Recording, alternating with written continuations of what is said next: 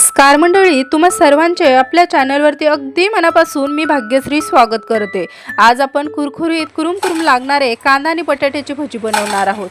हे भजी बनवायला खूपच सोपे आहेत बरं का। भजी बनवण्यासाठी बघा अर्धी वाटी बेसन पीठ घेतलेलं आहे, त्याच्यामध्ये नाश्त्याचा 4 चमचे इतकं तांदळाचे पीठ टाकलेलं आहे। एक मोठा बटाटा आपण किसून घेतलेला आहे। हा बटाट्याचा किस बघा 2 ते 3 पाण्याने स्वच्छ धुवून घ्यायचा आणि हा बटाट्याच्या किसमधलं संपूर्ण पाणी आपल्याला हाताने पिळून घ्यायचं आहे। हा बटाट्याचा किस आपण कोरडा करून घेतलेला आहे आणि हा बटाट्याचा किस आपण बेसन पिठामध्ये टाकलेला आहे। एक मोठा कांदा बघा बारीक अशा पद्धतीने चिरून घेतलेला आहे, त्याच्यामध्ये बघा जिरे पूड टाकलेले आहे। बारीक चिरून बघा चेचून आपण लसूण आणि हिरवी मिरची चेचून टाकलेली आहे। हळद पावडर टाकलेली आहे, चवीनुसार मीठ टाकलं, हातावरती चोळून आपण ओवा टाकलेला आहे। बघा कढीपत्त्याची 2 पानं टाकलेली आहे, त्याच्यामुळे भजीचा स्वाद छान असा लागेल बरं का।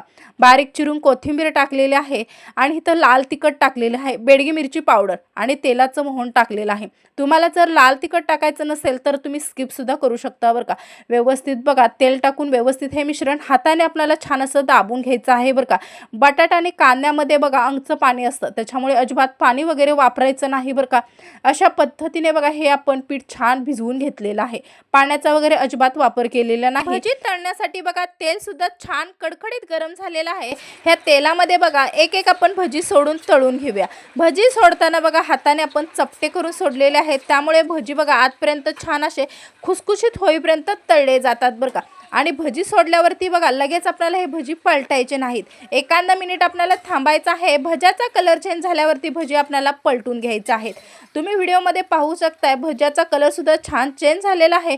आणि हे भजी तळताना बघा गॅसची फ्लेम कशी मध्यम ठेवायची आहे। स्लो गॅसवरती तुम्ही भजी तळाल तर भज्यामध्ये कसं तेल पकडलं जातं, त्याच्यामुळे भजी आपले कसे तेलकट होऊ शकतात। त्याच्यामुळे हाय टू मीडियम फ्लेमवरती हे आपण भजी तळून घ्यायचे आहेत। हे भजी बघा चवीला म्हणशीला तर अप्रतिम लागतात बरं का।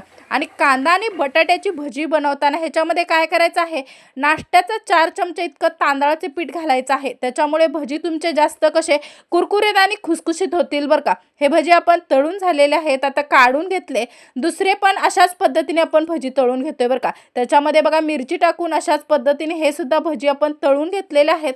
कलर तर पहा किती छान मस्त असा सुरेख आलेला आहे। हे भजी तुम्हाला तोडून दाखवते बघा, आवाज ऐकू येत असेल ना, कसला कुरकुरीत आवाज येतोय बरं का। आणि चवीला म्हणशीला तर हे भजी खूपच छान टेस्टी आणि अप्रतिम झालेले तयार झालेले आहेत। कांदा आणि बटाट्याचे कुरकुरीत भजी खाताना कसे कुरुम लागतात बरं का।